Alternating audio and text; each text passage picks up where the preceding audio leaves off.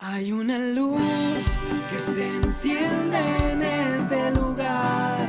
La tristeza quedó atrás. Ahora está en mí la luz de Jesús. Su victoria brillará.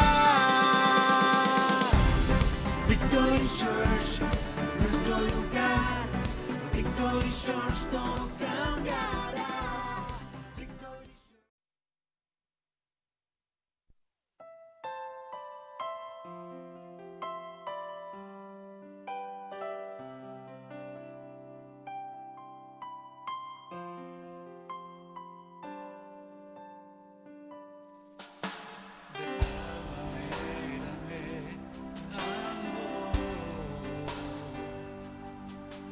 Que su vida nos cativó hasta el final. Él se entregó y a la muerte fue porque de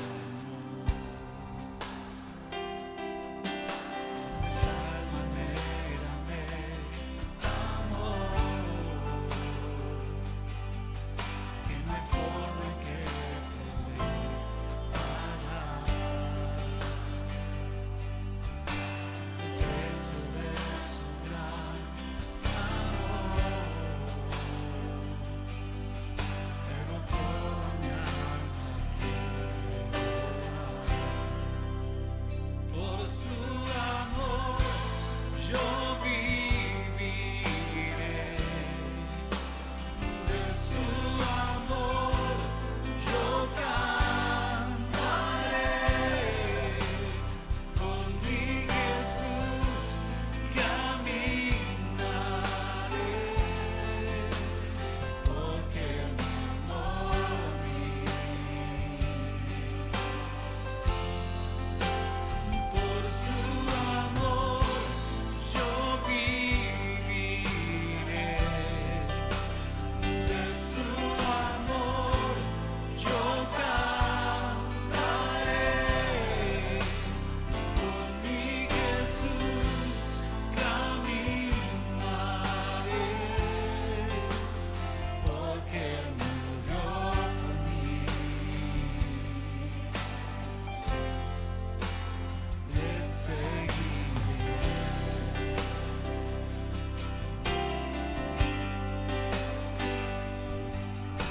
De tal manera me amó que su vida nos cativó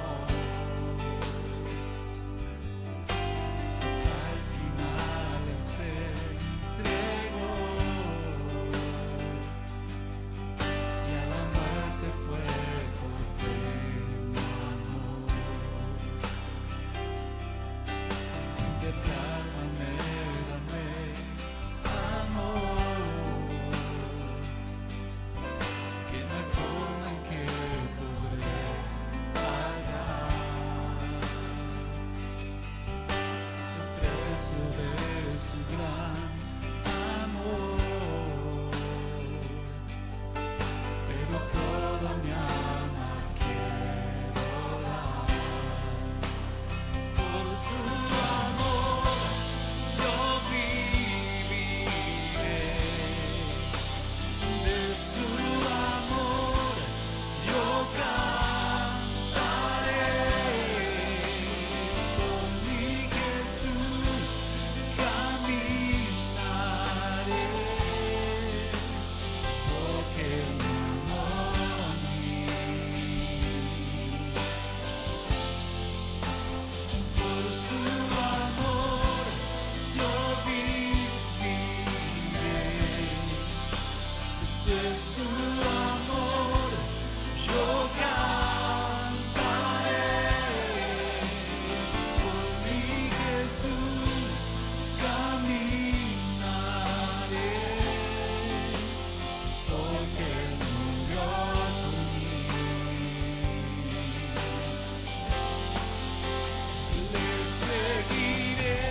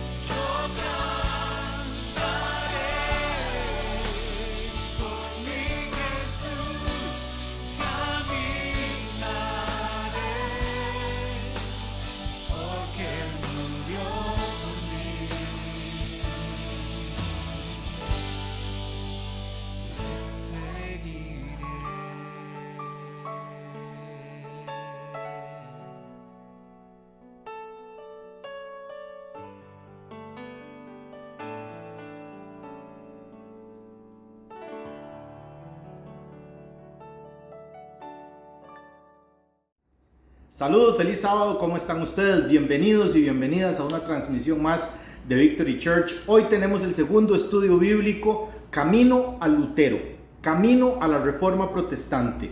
Por ahí me han dicho, pastor, qué lindo estudio sobre la historia de la iglesia. Bueno, sí tiene que ver con la historia de la iglesia, pero apunta más bien hacia Lutero y la Reforma Protestante. La semana pasada estudiamos cómo era la vida de la iglesia en los primeros 300 años más o menos. Cuáles eran los valores sobre los que se sustentaba.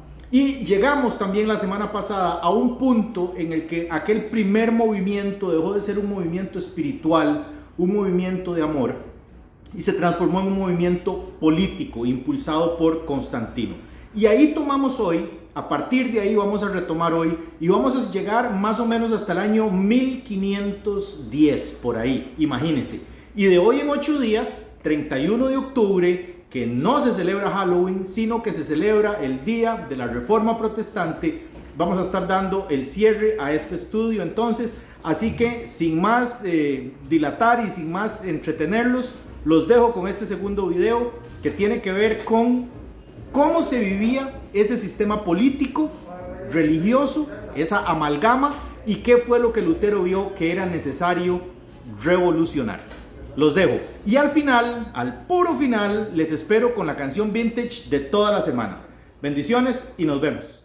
Saludos, feliz sábado. ¿Cómo están ustedes? Siempre un gusto poder encontrarnos por este medio. Quiero aprovechar la oportunidad para darle las gracias a todas las personas que a lo largo de esta semana que pasó estuvieron escribiéndonos, diciéndonos que el estudio sobre el protestantismo, historia de la iglesia, el primer capítulo fue avasallador, la respuesta fue muy buena. Esperamos que el día de hoy no defraudarles, y a usted que se conecta, no importa si no va a participar del chat, pero quiero pedirle que por favor, solamente una vez, se meta al chat y nos deje saber su nombre, desde dónde nos ve, y salude, aunque luego se concentre. Alguien por ahí me dijo, pastor, yo no participo del chat porque estoy tomando nota, estoy poniendo atención, no quiero que nada ni nadie me distraiga, y por eso es que usted no se da cuenta que estoy ahí, pero ahí estoy. Bueno, si esa es su situación, perfecto, utilice estos momentos que son de introducción solamente, salúdenos, déjenos saber desde dónde nos mira, para poder nosotros también llevar más o menos una noción de quienes están participando de este chat. También alguien me preguntó la semana pasada, me dice, pastor, ¿qué cantidad de información? ¿De dónde se toma toda esa información para un estudio como este? Bueno, hoy traje una parte de los libros que le voy a recomendar a lo último, Enciclopedia Ilustrada de Historia de la Iglesia, de Humberto Eco, una novela apasionante y espectacular, gracias doña Iris, que se llama El nombre de la rosa, de Fernando Obraneja, Lo que oculta la iglesia, y de Eric Frattini, uno de los vaticanistas actuales más conocedores, más poderosos, más sabios que hay, Eric Frattini, Los papas y el sexo. Y me acompaña también un pequeño tesoro mío, que es un facsímil de la primera Biblia que hubo en castellano, se llama la Biblia del Oso, y se llama la Biblia del Oso o del Cántaro porque en las ilustraciones trae un oso comiendo miel de un cántaro. Todo esto tiene que ver con lo que vamos a hablar hoy, con lo que estuvimos hablando la próxima semana, y recordarles también que de hoy en 8 días, el 31 de octubre, es el día que se celebra el Día de la Reforma Protestante. Todo el mes de octubre es el mes de la Reforma, pero el 31 de octubre es el mes que se celebra con mucha más fuerza, o que se distingue más bien, el Día de la Reforma Protestante. Y de hoy en 8 días, si Dios así lo permite, vamos a estar terminando este estudio y vamos a involucrarnos en conocer y aprender en qué consistió la revolución de Lutero. Me gusta decirle más así que la Reforma Protestante, y ya veremos por qué. ¿En qué consistió la revolución de Lutero? ¿Cuáles fueron sus tesis? ¿Cuáles fueron sus ideas? ¿Y qué cosas le llevaron hasta donde hoy conocemos? La semana pasada, vamos a hacer un breve resumen. La semana pasada dijimos, o estudiamos más bien, cómo era la vida de la iglesia primitiva, cómo era la vida de la iglesia a partir del año 33, después de la muerte y resurrección de nuestro Señor, hasta el año 300 más o menos. Hablamos sobre las persecuciones que la iglesia vivió, hablamos de los motivos por los cuales esta iglesia, o las razones por las cuales esta iglesia primitiva creció exponencialmente. Al momento que vamos a tomar la lectura del día de hoy, se calcula que en el Imperio Romano vivían más o menos unos 10 millones de personas. Existen historias que nos las relata la Enciclopedia Ilustrada de Historia de la Iglesia. Existen historias que recogieron algunos historiadores, valga la redundancia, con respecto a la vida cristiana en Roma, en la ciudad de Roma. Y el domingo, que era el día que los esclavos tenían libre, que era el día en que los cristianos celebraban la resurrección de Jesús, Roma se conoce como la ciudad de las 7 colinas. Como los primeros cristianos no tenían auditorios, no tenían templos, ellos salían de las casas de donde trabajaban los esclavos y las esclavas, sus niños, y comenzaban a subir las colinas de Roma. Y dicen los historiadores que hacia las 6, 5 de la mañana, conforme comenzaba a salir el sol, se veían saliendo de muchos barrios de Roma hacia las colinas muchos esclavos y esclavas, y que se escuchaban sus cánticos de libertad, de esperanza y de ilusión, que esta nueva fe, que este cristianismo había traído a sus vidas. A pesar de las persecuciones, a pesar de las luchas, a pesar de todos los pesares, esta gente seguía creciendo y seguía compartiendo apasionadamente el mensaje de un Cristo que había muerto y había resucitado, y de una comunidad que se amaba entrañablemente, que se ayudaba, una comunidad solidaria, con una serie de valores que hoy día bien haríamos en retomar, bien haríamos en esforzarnos en que sean el ancla de nuestro cristianismo: amor, solidaridad, respeto mutuo, respeto por la vida, dignidad. Son una serie de cosas que quizá hoy no relacionamos con el cristianismo, y es triste. Yo creo que por eso tenemos un cristianismo muchas veces y en muchas situaciones tan débil, porque lo hemos fundamentado en el culto bonito, en la buena música, en cuál pastor predica más bonito, pero hemos dejado de lado hacer eclesia, hacer asamblea, hacer comunidad, ayudarnos los unos a los otros, no tener cada uno lo suyo con egoísmo, sino tener lo nuestro, lo que tengo para mi sustento y para también compartir. Hay una frase que a mí no me gusta mucho, que es poner nuestro grano de arena. Yo aspiro a poner en su vida más que un grano de arena, aspiro a poner un balde por lo menos de arena, un carretillado de arena, y cuando ayudo y cuando me esfuerzo, quiero hacerlo en grande, no con un granito de arena. Pero imagínense que cada uno de nosotros pusiera por lo menos unos 4 o 5 granos de arena, qué montón avanzaríamos. Y en épocas tan convulsas como las que está viviendo nuestro país, nuestra América y en realidad el planeta, la solidaridad y estos valores cristianos que catapultaron la iglesia de Cristo, solidaridad, amor, respeto, aceptación, compañerismo, hoy día volverían a ponernos en un lugar en el que el Señor, así como a la iglesia que se nos narra en Hechos capítulo 2, dice que el Señor añadía cada día los que habían de ser salvos. Yo creo que el Señor seguiría añadiendo cada día los y las que han de ser salvos y salvas, cuando encuentren un ambiente de aceptación y de amor. Dijimos la semana pasada, o dejamos el estudio más bien hacia el año 313 por ahí, y hoy vamos a retomar a partir de ahí y vamos a ver qué es lo que sucedió. Bueno, Roma vivía una etapa, el Imperio Romano vivía una etapa de inestabilidad política. Para decirlo de alguna manera, este estudio no intenta tener unas capacidades técnicas al detalle, sino que vamos más o menos a grosso modo, y entonces yo le invito más bien a que usted luego en su casa y en su tiempo perfile y refine la información que yo le doy para que sea mucho más exacta para usted. Pero Roma vivía una etapa de profunda inestabilidad política. Podemos decir casi que vivía muchas guerras civiles. Roma era un imperio inmenso, rodeaba todo el mar Mediterráneo. De hecho, los romanos le decían al mar Mediterráneo el Mare Nostrum, nuestro mar. Los romanos habían acabado con la piratería en el mar Mediterráneo. los romanos habían construido una serie de caminos y puentes a lo largo de toda Europa, toda África, toda el Asia Menor. Los romanos tenían un control férreo sobre todo el borde del mar Mediterráneo, salido desde la ciudad de Roma, lo que ellos le dicen la ciudad eterna. Y esto había facilitado que el mensaje del evangelio corriera a través de las rutas comerciales, y esto es muy importante. El evangelio siempre ha seguido las rutas comerciales. Los romanos habían establecido caminos que iban desde Roma hasta el último y más lejano lugar o más recóndito lugar del imperio. De ahí el dicho, todos los caminos llevan a Roma. Los romanos inventaron el sistema de la piedra miliar, que hasta el día de hoy lo tenemos nosotros, por lo menos acá en Costa Rica, que es que si usted va subiendo el Cerro de la Muerte o viene de San José hacia la zona sur, va a ver que cada kilómetro en realidad hay un poste, o debería haber un poste amarillo que dice qué ruta es y por cuál kilómetro va. Esto lo inventaron los romanos.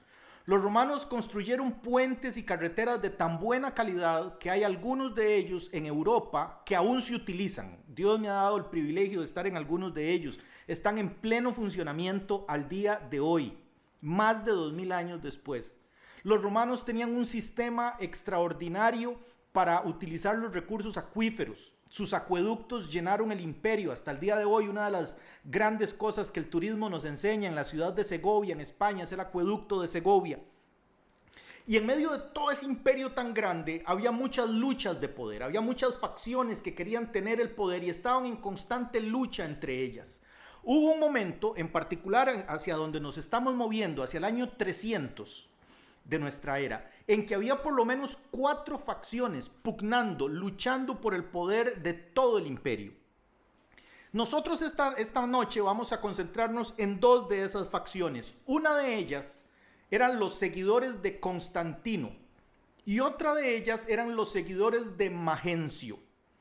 Y resulta que Constantino y Magencio habían estado en muchas batallas, habían batallado mucho, ambos eran soldados romanos, ambos eran legionarios romanos, ambos eran generales romanos, que luchaban unos contra otros, una guerra civil descarnada, violentísima, y ahora se aprestaban para una batalla que ambos anticipaban que podía ser la batalla final. El que ganara esa batalla se ganaba el imperio. Y bueno, en el momento de la lectura de esta batalla, o en el momento que nos ocupa en este estudio, esta batalla se iba a desarrollar en el puente Milvio, cerca de donde hoy es Milán.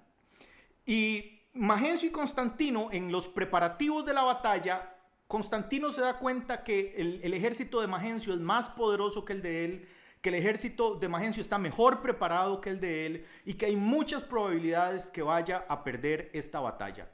Entonces, una noche antes de la batalla, Constantino le dice a su ejército, le dice a sus generales, da un discurso y le cuenta a todos sus generales que tuvo un sueño, que la noche anterior tuvo un sueño. La batalla se iba a desarrollar el 12 de octubre, dicho sea de paso, del año 312.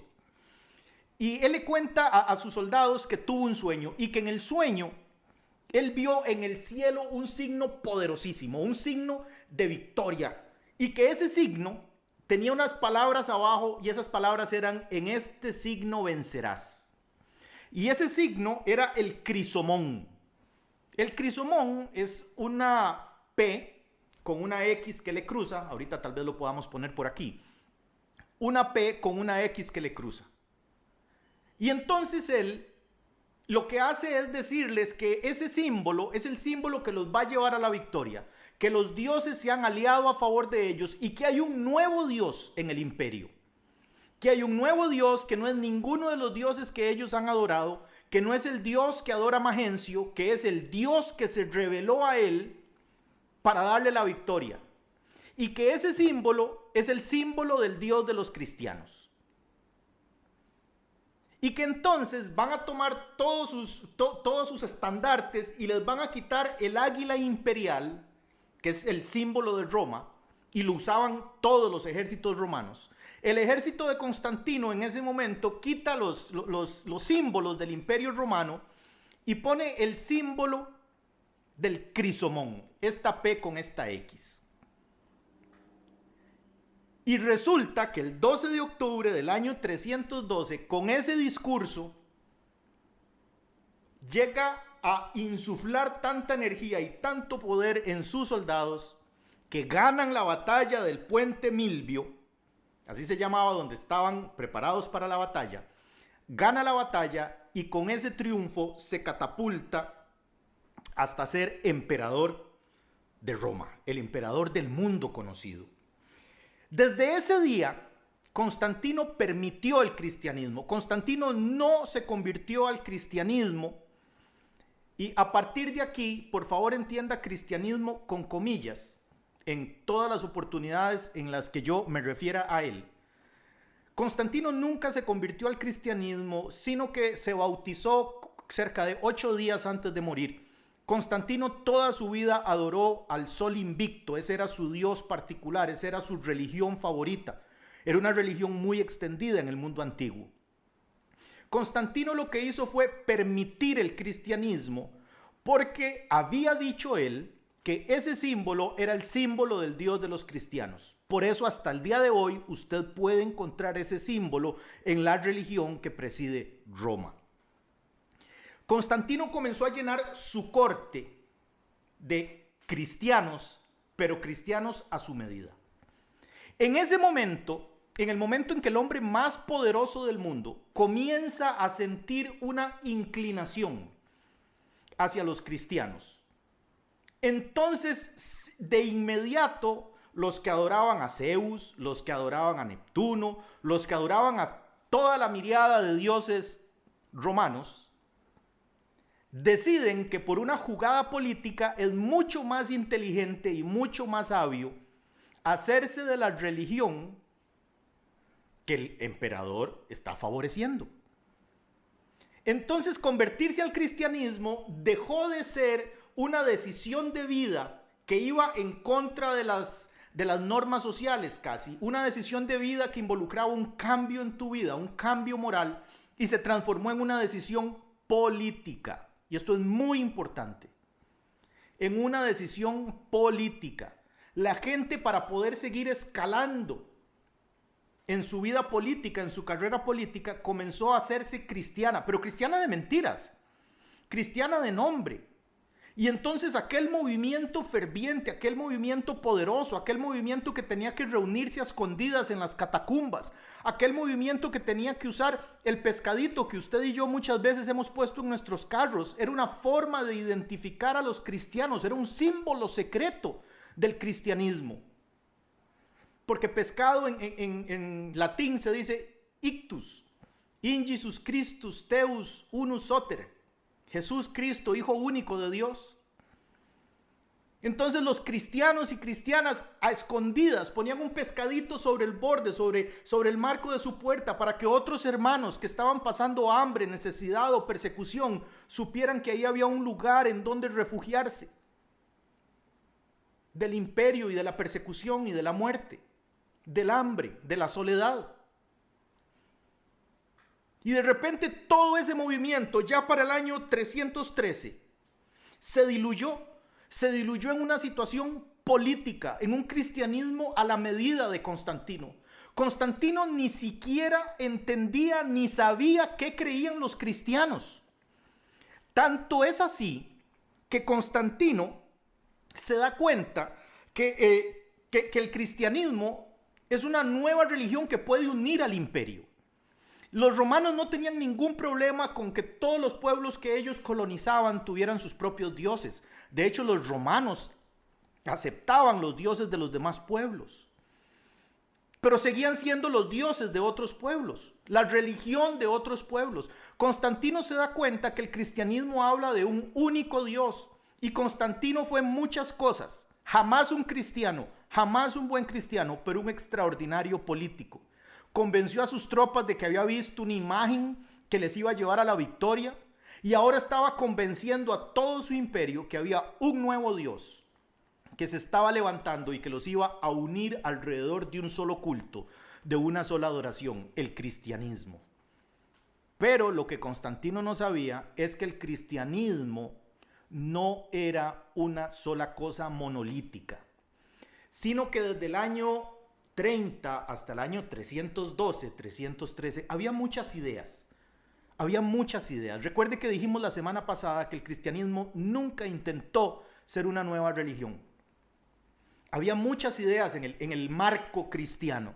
Y todos se llamaban cristianos. Por ejemplo, estaban los arrianistas o el arrianismo, seguidores de Ario, quienes consideraban que Jesús era una creación de Dios el Padre. Estaban los gnósticos, que llegó a su máxima expansión en el siglo II. Los gnósticos creían que había una serie de palabras secretas y de conocimientos secretos que te podían llevar a una iluminación más alta. Dentro del mundo gnóstico estaban los que creían que el cuerpo era pura maldad y había que destruirlo. Estaban los que creían que el cuerpo era tan malo que no valía ni la pena destruirlo, entonces que había que dejarlo hacer lo que a él le diera la gana. Estaban los docetas los seguidores del docetismo, quienes decían que Jesús nunca tuvo cuerpo, sino que era como un holograma. Estaban los maniqueos o los que seguían el maniqueísmo, que creían en una lucha eterna entre el bien y el mal, entre la luz y la oscuridad, entre el Dios del Nuevo Testamento y el Dios del Antiguo Testamento. O sea que el cristianismo era un cuadro muy variopinto. Había algunas ideas que los coordinaban a todos, pero en general era un cuadro muy variopinto. Y entonces Constantino comete el error de decir, hagamos el cristianismo la religión del imperio, pero se da cuenta que el cristianismo no es una sola cosa, sino que hay muchas ideas por muchos lugares. Y entonces Constantino, quien quiere una religión única para el Estado, quien es el emperador del mundo conocido, quien no tiene tiempo para perder, quien tiene un carácter de pocas pulgas, considera que es su deber como emperador, que Dios le dio el deber a él, o los dioses, que el sol invicto le dio el deber a él, de calmar todos los desórdenes religiosos que se están dando en el imperio con el cristianismo. Y entonces él convoca una reunión para organizar el cristianismo. Y aquí las cosas comienzan a ponerse todavía peor. En esta reunión, Constantino dice que tiene que salir un único libro. Constantino dice que tiene que salir una única profesión de fe. Constantino exige a los que asisten a esta reunión, a los pastores, a los obispos que llegaron a esta reunión, que tiene que salir una única idea y una única noción sobre quién es Dios, quién es Jesús, sobre la Trinidad. Y además resulta que la mamá de Constantino, y ahora aquí entramos ya en un terreno muy jocoso, si no fuera triste. Entre los años 327 y el año 328, la mamá de Constantino, una señora de nombre Helena, decide que ella va a ir, ella, como la mamá del emperador, que ella va a ir a Tierra Santa, a Jerusalén, a la tierra de este Dios a quien ellos en realidad nunca conocieron, para entender el cristianismo, para reencontrarse con las raíces del cristianismo y traerle un reporte a su hijo. ¿Cuáles eran las capacidades técnicas de arqueología de esta señora? Ninguna. ¿Cuáles eran las capacidades técnicas de arqueología de todo el séquito, los soldados y las personas que le seguían? Ninguna. Lo que a continuación le voy a leer, se lo voy a leer, bueno, pues yo lo imprimí en una hoja de papel, pero lo estoy leyendo, es una copia textual de los diccionarios de la Enciclopedia Vaticana. Oiga lo que encontró, o sea, son anales católicos, no protestantes. El 3 de mayo del año 328, ellos le dicen Santa Elena. Entonces, si en algún momento yo digo Santa Elena, discúlpeme, para mí no es una santa, para mí es Doña Elena, la mamá de Constantino, nada más. Pero como copié textual, puede que me confunda y lea Santa Elena. Oiga lo que encontró Doña Elena en Tierra Santa, el 3 de mayo del año 328. Después de realizar, cito ahora, después de realizar muchas excavaciones, se encontraron 3 cruces, sin saber cuál, 328, oiga usted, o sea, esa madera llevaba 328 años enterrada, debería estar podrida, sin saber cuál era la de Jesús. Trajeron hasta el monte Calvario a una mujer agonizante, y al tocarla con 2 de las cruces, la mujer empeoró. Pero con la tercera cruz, la enferma se recuperó instantáneamente. El entonces obispo de Jerusalén y doña Elena y miles de fieles llevaron la cruz en procesión por las calles de la ciudad. Entonces tenemos que doña Elena se encuentra a la cruz de Cristo, lo que en el catolicismo se llama la vera cruz, la cruz de verdad. Como dato secundario, hacia la Edad Media en Europa había tantas astillas de esta supuesta vera cruz que se podían construir varias casas de madera con astillas de la vera cruz. Eran kilos y kilos y kilos de madera astillada. O sea, fake news, falso. Doña Elena también mandó llevar a Roma la escalera del palacio de Poncio Pilatos, que estaba en Jerusalén. Dice la tradición que Jesús subió por estos peldaños de mármol el Viernes Santo, dice la Enciclopedia Católica. Jesús subió por esos peldaños el Jueves Santo para ser juzgado y que allí derramó gotas de sangre. Falso. Fake news. Elena también encontró los clavos que perforaron las manos y los pies de Cristo. Se dice que la santa los utilizó para proteger a su hijo Constantino en las batallas. Le puso un clavo al caballo y un clavo al casco de Constantino. Elena también encontró el Titulus Crucis, la tablilla colgada en la cruz que dice Jesús Nazareno, Rey de los Judíos. Todo esto el 3 de mayo del año 328, o sea, vea qué día más productivo. En la Catedral de Treveris, en Italia, se conserva una parte de la túnica que utilizó Jesús antes de ser crucificado. El trozo de tela habría sido conseguido también por Elena en Jerusalén. De su viaje a Tierra Santa, la madre del emperador Constantino también trajo un fragmento de la cuna donde reposó el niño Jesús. No crea que estoy bromeando, ni crea que estoy contando chistes. Elena también llevó las reliquias de los Reyes Magos que estaban guardadas en la ciudad de Saba. Pero no siendo suficiente, llevó también el prepucio de Cristo, que fue circuncidado al 8º día. Llevó también el ombligo que se le cayó a Jesús. No crea que estoy bromeando. Enciclopedia Católica. La iglesia del Santo Sepulcro fue construida por el emperador Constantino sobre la tumba donde, según la tradición, fue enterrado Jesús. Este hallazgo también fue descubierto por Santa Elena, dicen ellos. Les repito, si cree que estoy faltando a la verdad, busque en la Enciclopedia Católica las reliquias de Santa Elena y se va a dar cuenta que esta no es información protestante, que esta es información católica, de la cual ellos están muy orgullosos. Y a partir de ese momento, ¿por qué hace esto Elena? ¿Por qué hace esto Constantino? En realidad es el poder, Constantino es el poder detrás del trono. Constantino es un hombre ocupado. Constantino está gobernando un imperio. Constantino quiere darle un lugar de realce a su madre y la envía al lugar de nacimiento de Jesús para traer una serie de símbolos. Las religiones necesitan símbolos. Los movimientos sociales necesitan símbolos, algo que nos una. Yo le dije a usted que el cristianismo tuvo sus símbolos sanos, originales. Un pescadito en el marco de la puerta decía, aquí hay una iglesia, aquí hay una familia cristiana. Ahora, la nueva religión que Constantino está levantando, que Constantino está iniciando, es un cristianismo viciado, pero él necesita crear símbolos, símbolos que le den cohesión, que le den unidad. Este cristianismo Constantino se da cuenta que el cristianismo que él conoció no tenía imágenes de Dios, no tenía estatuas, no tenía ninguna de las cosas que los demás sistemas religiosos tenían. Y entonces va a ser muy difícil para Constantino unir a todo el imperio en una forma religiosa, darle una religión al imperio, sin símbolos. Entonces él envía a su mamá, a quien quiere darle un realce, y lo logró.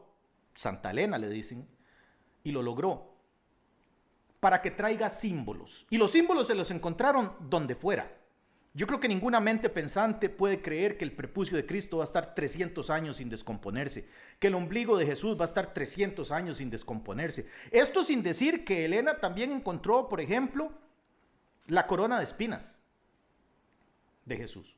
Yo creo que ninguna cabeza pensante puede creer que 300 años va a estar esa madera ahí. Y a partir de este momento en la historia de la iglesia, ya para el año 330, inició una etapa oscura del cristianismo. De hecho, en los libros de historia, a esta etapa de la humanidad se le llama el oscurantismo. No lo digo yo, lo dicen los libros de historia. En una sociedad muerta de hambre, sin saber leer ni escribir, eran los curas quienes hacían lo que bien les daba la gana y enseñaban lo que mejor les parecía por dinero. La edad de un hombre para morir en la Edad Media era los 30 años. Se consideraba que un hombre que llegase a los 30 años había vivido una vida larga y próspera. Ya tenía unos hijos de 13, 14 años, quienes ya a su vez podían casarse y empezar a trabajar. La gente comía una vez, 2 veces al día, los muy afortunados. Solo las clases poderosas comían 3 veces al día. Comer carne era un lujo extraordinario. Y en medio de esta sociedad que no sabía leer ni escribir, con unas condiciones insalubres para la vida, comienza a levantarse dentro del Imperio Romano esta religión, que yo le voy a decir una religión a la medida. Un cristianismo diluido, un cristianismo a la medida del imperio, lleno de símbolos falsos. Le leo, por ejemplo, se adoraba el prepucio de Jesús. En algún momento de la Edad Media llegó a haber más de 500 prepucios de Jesús en diferentes catedrales e iglesias católicas. Se adoraba la cabeza de Juan el Bautista. En algún momento del imperio y en la Edad Media llegó a haber más de 25 cabezas de Juan el Bautista. En Europa se adoraban tantos clavos de la cruz de Cristo que se podían llenar 3 toneles, 3 barriles con clavos supuestos de la cruz de Cristo. Una parte de las 5 hogazas de pan que Jesús utilizó para alimentar a las 5,000 personas, por ahí quedó un mendrugo, un pedazo de pan, y lo adoraban. En la Edad Media se adoraban las piedras con las que se lapidó a Esteban, la esponja con la que Santa Práxedes recogía la sangre de los mártires, las flechas que mataron a San Sebastián, la sandalia del pie derecho del apóstol Pedro y eslabones de la cadena con la que estuvo preso. Se adoraron las plumas de las alas del arcángel Gabriel. Y si le parece que eso es ridículo, espérese. Se adoraba un suspiro de José metido en una botella. Más de media docena de ejemplares del Santo Grial, de la copa en la que Jesús tomó la última cena. De esa, Dios me ha dado la oportunidad de ver el de la Catedral de Valencia, que se supone que es el más original. Ese es del año 1100 y algo. Una campana de cobre fundida con las 30 monedas que le pagaron a Judas Iscariote. Las espinas de la corona que llevó Jesús. La lanza de Longino, que es la lanza que atravesó el costado de Cristo. Se supone que Longino se llamaba el soldado. Esta lanza la buscó Hitler por toda Europa porque se creía que era un símbolo poderosísimo, místico, de poderes esotéricos escondidos. El santo sudario, las astillas de la Vera Cruz. Y usted se preguntará, ¿para qué tantos símbolos? Bueno, por una razón muy importante. Porque en la Edad Media se convirtió en una práctica común asignar indulgencias, y aquí entramos ya más al tema que va preparándonos para la próxima semana. Esta palabra es clave, indulgencias, a estas reliquias. O sea, que si una persona vivía en Pérez Celedón e iba caminando hasta en señal de sacrificio hasta alguna catedral cercana aquí hacia el norte, piense usted en cualquiera, digamos, no sé, para decir algo, a Cartago, y que entonces esa caminata le representa el perdón de pecados, le representa una indulgencia. Indulgencia es el perdón de pecados a través de hacer algo, normalmente dinero, dar dinero, comprar la indulgencia o visitar estos lugares. ¿Por qué era importante visitar estos lugares? Porque imagínense que en la Edad Media se vivía bajo un sistema feudal. O sea que había un rey sobre un país, digamos, no países como los entendemos hoy, pero digamos sobre una región muy grande. Y ese rey, para poder gobernar el país, partía el país, lo repartía entre 10 señores feudales. Y cada señor feudal, a su vez, repartía su región entre otros vasallos. Y esos vasallos permitían que el pueblo de la gleba, el pueblo de la tierra, viviera ahí, sembrara ahí, cosechara ahí, a cambio de cosechas, a cambio de impuestos. Para la gente que vivía en esa tierra era prohibido irse a vivir a otras tierras. Por eso se llamaba el pueblo de la gleba, el pueblo de la tierra, porque ahí pertenecían, no se podían ir. Si los encontraban, era poco más que ser un esclavo. Las cargas impositivas eran muy altas. Y entonces de repente uno de estos señores feudales decía, si yo construyo una catedral aquí y consigo uno de los clavos de Cristo, mucha gente va a venir aquí, voy a tener mucha mano de obra, van a venir muchos turistas, voy a poder venderles mucha comida, van a necesitar muchos lugares de hospedaje y yo voy a poder cobrar muchos impuestos. Entonces, en la Edad Media comenzaron a proliferar por toda Europa muchas catedrales que tenían muchas de estas reliquias. Y entonces la iglesia potenciaba este sistema económico dando indulgencias. O sea, si usted camina a tal catedral o a cual catedral o a una o a otra, va a tener una indulgencia. ¿Qué significaba la indulgencia? Bueno, significaba que a usted se le iban a perdonar algunos pecados, pero ¿cómo se cuantificaba? Los pecados se cuantificaban en años en el purgatorio.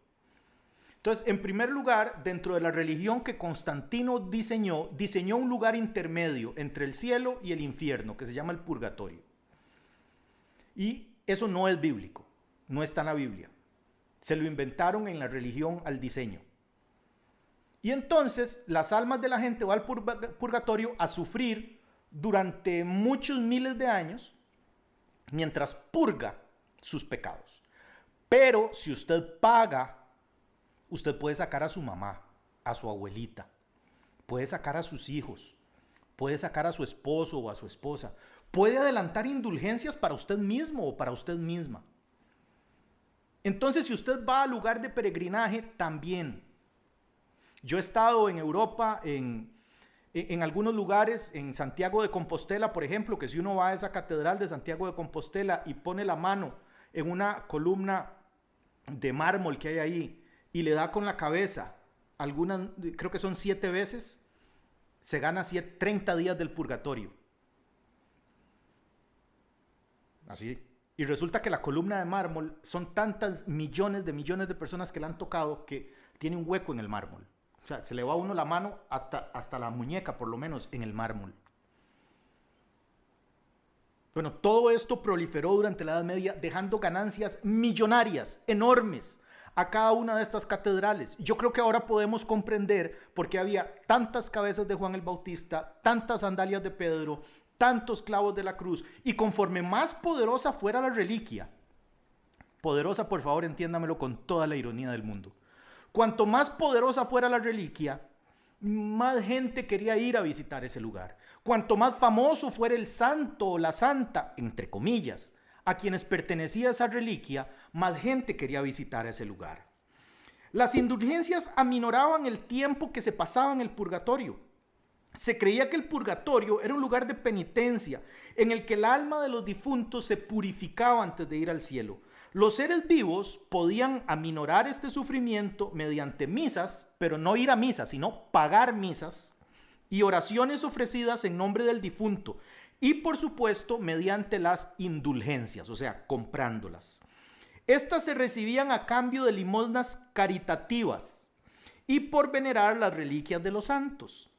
La iglesia especificó los años y días de cada indulgencia, lo que permitía que las almas pasaran menos tiempo en el purgatorio. Entonces tenemos que desde el año 313, el cristianismo fue una religión permitida en el imperio, pero que después del año 380 se convirtió en la religión del imperio. Les voy a leer, por ejemplo, el edicto del emperador Teodosio, con el que el cristianismo se convierte en la religión del imperio. Estas palabras fueron dictadas por Teodosio, el emperador, en el año 380, el día 27 de febrero. El cristianismo se convirtió en la única religión que el imperio romano permitía. Dice así, cito ahora a Teodosio: todos los pueblos sobre los que lideramos un suave y mesurado regimiento deberán adoptar la religión que el divino apóstol Pedro hizo llegar a los romanos, que profesa el pontífice de Damasco, así como el obispo Pedro de Alejandría. Eso significa que según la sabiduría apostólica y la doctrina evangélica, creemos en la igualdad majestuosa y santa Trinidad de la divinidad integrada por Dios Padre, Dios Hijo y Espíritu Santo. Solo quienes obedezcan este decreto podrán ser llamados cristianos católicos. Y aquí aparece la palabra católico por primera vez. Católico significa universal. Los restantes, a quienes declaramos dementes y locos, tienen la vergüenza de seguir la doctrina hereje. Sus lugares de reunión no podrán ser considerados templos. Y a partir de ese día, el cristianismo se diluyó y se transformó en una religión a la medida del emperador. Y se transformó en este circo de espinas, de prepucios, de ombligos, de cunas, de mantas, para tener una religión única. Durante todo este tiempo, la Iglesia Católica, y se llama católica porque la palabra es universal, y los romanos creían que ellos gobernaban todo el mundo conocido. He estado también, Dios me ha dado la oportunidad de estar de pie en el lugar donde los romanos creían que se acababa el mundo, en Galicia, en España. Se llama hasta el día de hoy Finisterre, el lugar del fin del mundo. Y ellos creían que de ahí para allá no existía nada más y que ellos eran los dueños del mundo. Lo que pasa es que la religión católica nunca ha sido universal. Existen muchos tipos de catolicismos, o valga el error ahí, de catolicismos, sic.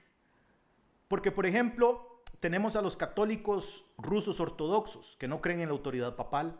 Tenemos a los católicos coptos, quienes no creen en la autoridad papal. Solo ahí hay dos grupos enormes, de miles, de millones de personas, quienes no creen en la autoridad papal.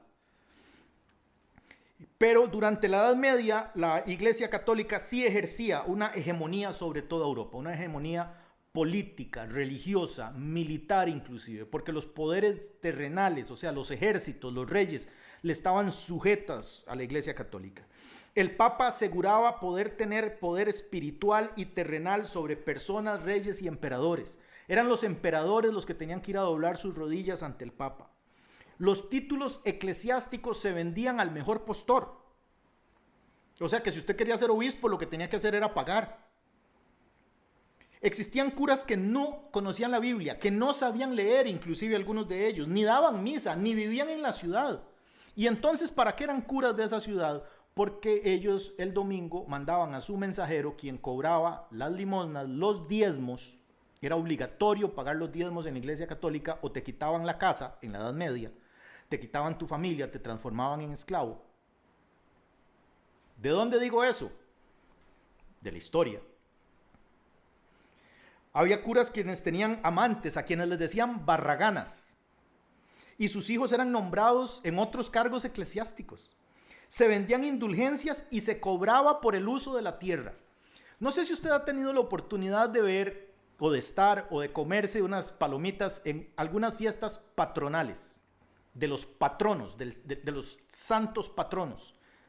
Eso se inventó en la Edad Media, porque la iglesia era la dueña de la tierra, de toda la tierra. Entonces alquilaba sus puestos para que se hiciera un mercado semanal. Por supuesto, la iglesia cobraba impuestos y diezmos sobre las ventas, sobre los puestos.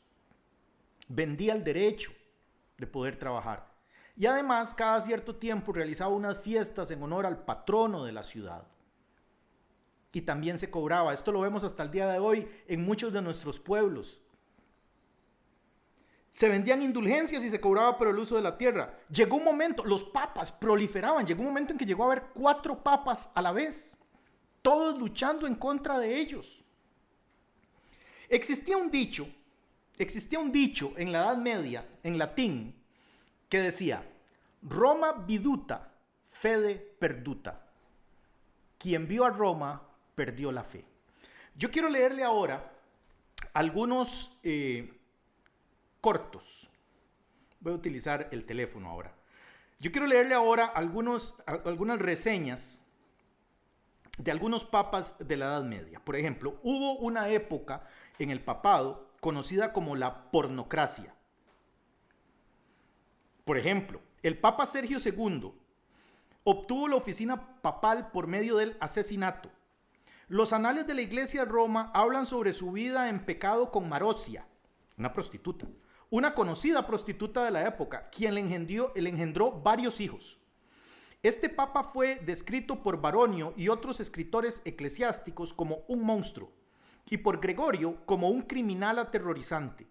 Dice un historiador del primer siglo, de finales del primer siglo, por espacio de 7 años, este hombre ocupó la silla de San Pedro, mientras que su concubina, imitando a la Semíramis madre, reinaba en la corte con tanta pompa y lujuria que traía a la mente los peores días del viejo imperio.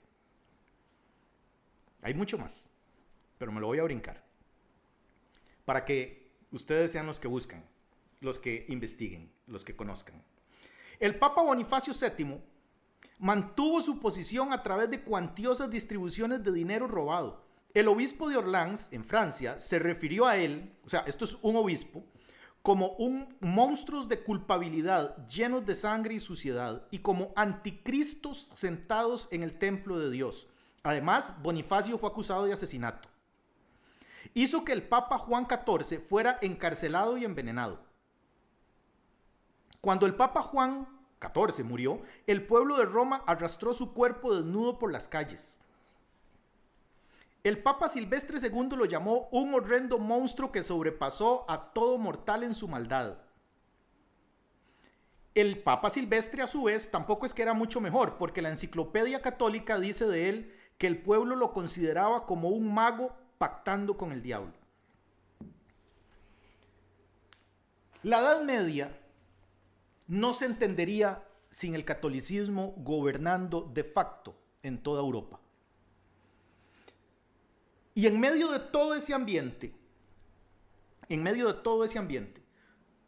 se levantaron muchas voces que criticaban la lujuria, que criticaban los asesinatos, que criticaban los excesos de poder, que criticaban todo aquel sistema corrupto e inmundo en lo que había degenerado aquel movimiento maravilloso de amor, de solidaridad, de cariño, de amistad, de compasión. Por ejemplo, antes de que Martín Lutero, que es la figura que vamos a estudiar la otra semana, antes de que Martín Lutero realizara su revolución, hubo personajes que denunciaron el sistema de abusos y supersticiones populares extendidas por doquier. Por ejemplo, Pedro Baldo, quien impulsó el movimiento cristiano de los pobres de Lyon, en Francia. Yo le invito a que estos nombres que yo digo los anote y los estudie y se dé cuenta cómo el Espíritu Santo ya venía preparando a la gente, la tenía asqueada, saciada de aquel sistema religioso corrupto e inmundo. Pedro Baldo, con el movimiento de los pobres de Lyon. Juan Hus, quien murió quemado en la hoguera tras ser condenado de herejía. John Wycliffe, una de las primeras personas en realizar una traducción de la Biblia. Esto nos lleva a ir terminando esta noche. Esto nos lleva a darnos cuenta que aquel movimiento de amor, aquel movimiento de solidaridad, aquel movimiento que predicaba la resurrección y la eternidad del alma, se fue diluyendo en un movimiento político, en un movimiento de poderosos, que olvidó e ignoró al pueblo. Este libro, Los Papas y el Sexo, no se consigue en Costa Rica, o por lo menos yo no lo pude conseguir en Costa Rica porque está prohibido. Lo escribe uno de los vaticanistas más importantes del momento en Europa, Éric Fratini, un peruano español. En este libro, él escarba los anales católicos. No sé si escarba es la palabra más técnica. Él escudriña los anales católicos, la enciclopedia católica y demás. Este señor tiene prohibida su entrada al Vaticano a causa de los libros que ha escrito, pero nunca le han podido probar una sola mentira. Le prohíben la entrada, pero no le pueden desmentir. En este libro, Eric Frattini nos relata las aberraciones más indecentes. Por ejemplo, cuando el papado estuvo en Aviñón, el papado no siempre ha estado en Roma, en Italia. Una oportunidad se fueron para Aviñón, en Francia. Hay un cálculo que dice, y el cálculo lo hace uno de los curas de Aviñón, que cuando el papado, antes de que el papado llegara a Aviñón, no había sino unas 30 prostitutas en todo Aviñón, en toda esa región de Francia. Pero que en los 30 años que estuvo el papado ahí, para cuando los papas se fueron de ahí, había casi 30.000 prostitutas. Registros católicos.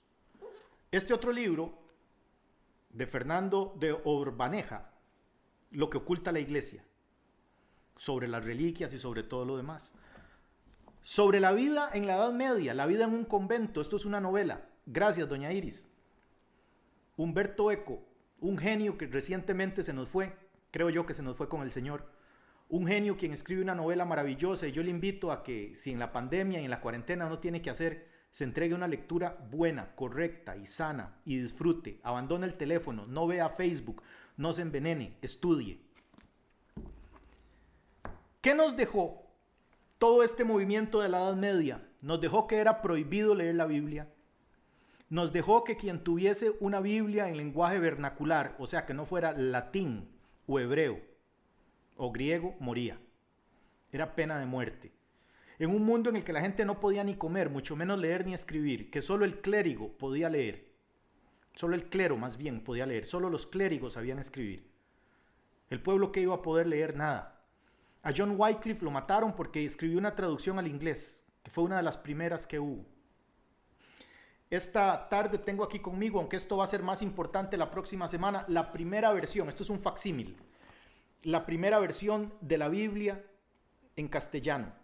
Un idioma que ya queda lejos para nosotros porque, bueno, mejor ni les leo. Es un idioma muy complicado. Del año 1569, don Casiodoro de Reina, un cura católico que escribió una obra maravillosa, una obra extraordinaria, la Biblia en castellano. ¿Qué nos dejó esta época? Nos dejó un sistema corrupto, nos dejó una religión establecida que cuando el Imperio Romano cayó, sobrevivió la religión que el Imperio Romano diseñó a su medida. Nos dejó un movimiento que había nacido en el amor, en la solidaridad, y si nota la cantidad de veces que he sido repetitivo con estos valores, es porque creo que hoy día tienen mucho más trascendencia que jamás. Nos vició un movimiento que nació en el amor y nos dejó un sistema de normas que muchas veces creemos que son así porque así las inventó el Señor. No, así no las inventó el Señor. El cristianismo nunca fue y nunca será una religión. Siempre va a ser un movimiento del espíritu, de amor, de compañerismo, de lealtad, de solidaridad, de respeto por la vida humana. Eso es el cristianismo. El cristianismo no es una iglesia, no es ir a una iglesia, a un culto o a una misa. El cristianismo es amor, compasión, respeto, lealtad, servicio, sacrificio. Negarse a uno mismo en ayuda a los demás. Negarse a uno mismo por servir a Dios. El cristianismo es no seguir tu ego, no seguir tu orgullo. El egoísmo es del diablo. Hacer cosas porque te quedan a tu medida, aunque te lleves entre las patas lo que tengas que llevar, no viene de Dios. No importa lo bonito que se sienta.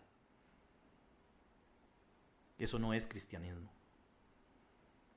Y en medio de toda esta corrupción, en medio de todo este oscurantismo, de toda esta pobreza, de toda esta ruina, se levantaron muchas voces que fueron calladas por el poder religioso. En las hogueras, ahorcados, decapitados. Hubo muchos más. Hubo movimientos en Italia, hubo movimientos en toda Europa de gente que se levantaba en contra de este sistema religioso, pero eran callados con el uso de la fuerza. Yo le invito a que usted revise, y yo debo revisar, cómo estamos viviendo nuestro cristianismo. De domingo a domingo, de ego en ego, de orgullo en orgullo, de egoísmo en egoísmo, de hacerlo porque se te acomoda, porque así lo sentí, o de hacerlo porque edifica al cuerpo de Cristo. Eso es cristianismo. De hoy en 8 días, si Dios así nos permite y nos da la gracia, vamos a estar hablando sobre una de estas figuras que se levantó y dijo, tiene que haber otra forma, tiene que haber otro camino. Y desató una revolución por toda Europa que nos ha alcanzado a nosotros hasta el día de hoy. Los dejo con la canción del final. La paz de Cristo sea con ustedes. Nos encontramos nuevamente. Bendiciones. Chao.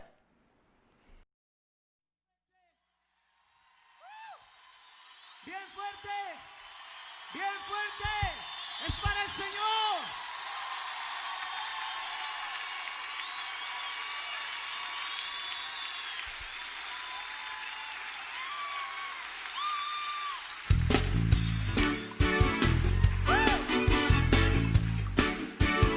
Todos aquellos que son vencedores, levanten un grito de júbilo. Me ha dado el poder, no tengo de qué temer. Yo sé quién soy en él, redimido hijo de Dios. La victoria mía es, la victoria mía es, pues Él la ganó por mí, pues Él la ganó por mí. En Cristo soy vencedor, más que un vencedor. Me ha dado autoridad, tengo la autoridad para quebrantar, para deshacer toda obra de maldad. En Cristo soy vencedor, más que un vencedor. Me ha dado autoridad, tengo la autoridad para quebrantar, para deshacer toda obra de maldad.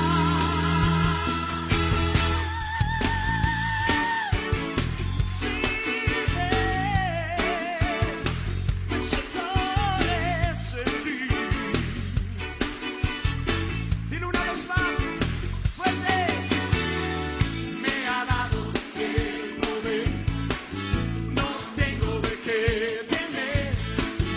Yo sé quién soy en él, redimido hijo de Dios. La victoria mía es, la victoria mía es, pues Él la ganó por mí, pues Él la ganó por mí. Empiezo soy vencedor, más que un vencedor. Me ha dado autoridad, tengo la autoridad para quebrantar, para deshacer toda obra de maldad. Empiezo soy vencedor, más que un vencedor. Me ha dado autoridad, tengo la autoridad para quebrantar, para deshacer toda obra de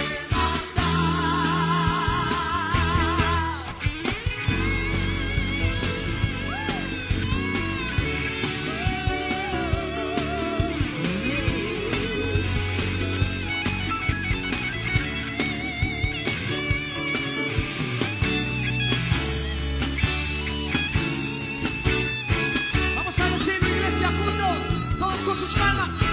Yo soy vencedor, más que un vencedor. Me ha dado autoridad, tengo la autoridad para quebrantar, para deshacer toda obra de maldad. En Cristo soy vencedor, más que un vencedor. Me ha dado autoridad, tengo la autoridad